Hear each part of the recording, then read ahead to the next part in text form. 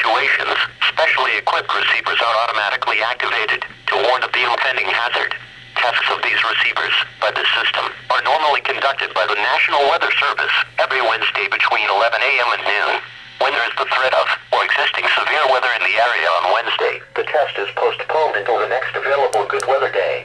The warning alarm, transmitted over National Weather Service radio stations in north central and northeast Illinois, will be activated for watches and or warnings, affecting all counties in north central and northeast Illinois, as well as counties in far northwest Indiana. Reception of this broadcast in the alarm tone will vary at any given location. This variability, normally more noticeable at a distance from a given transmitter, will occur even though you are using a good quality receiver in perfect working order. This concludes the tone alarm test. We will now return to our regular program.